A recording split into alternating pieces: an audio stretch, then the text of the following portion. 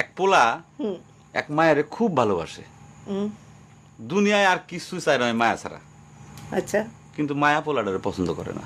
ওহো। অনেক চেষ্টার পর মায়া সে পোলাডারে কইল যে ঠিক আছে, হ্যাঁ। আমি তোমারে ভালোবাসতে পারি, হ্যাঁ। আমার একটা জিনিস আইনে দিতে হবে। কি রে? পোলাটা তখন কইল যে তোমারে পাওয়ার লিগা আমি দুনিয়ার যে কোনো জায়গা থেকে যে কোনো জিনিস আইনা দিতে পারি। হ্যাঁ হ্যাঁ। মায়েরা তখন কইল তুমি তোমার মায়ের কলিজাটা আমার আইনা দাও। কি কি কি কি শুনোই না, কি গল্প শোনালি দিদু? পোলা তখন দৌড়াইতে দৌড়াইতে তার মায়ের কাছে গেল। হ্যাঁ মারে যা কইল, হ্যাঁ মা আমি একটা মায়ের ভালোবাসছি, আমি তারে ছাড়া বাঁচব না, হ্যাঁ।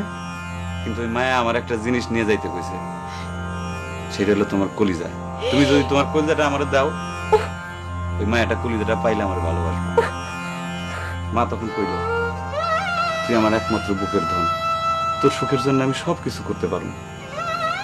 পরে মা বুকটা ফাইরা কলিজাটা বাইর করে পোলার হাতে দিল। আহারে মা। পোলাটা কলিজাটা হাতে পাইয়া যে কি খুশি, মা দৌড়াইতেছে দৌড়াইতেছে দৌড়াইতেছে, দৌড়াইতে দৌড়াইতে হঠাৎ রাস্তার মধ্যে উষ্টা খাইয়া পড়ে গেছে। হাতের কলিজাটা হাতের থেকে ছুইটা রাস্তার মধ্যে পড়ছে। তখন মায়ের কলিজাটা কইতাছে, ব্যথা পাইছো বাজান? মা, কোন মায়া যদি এইরকম কয়, সেই মায়ের আমি, আমার মনে হয় জগতের সব মায়া একরকম। মা আমি পারো না, মা আমি তোমার ছাড়া আমি থাকতে পারবো না মা।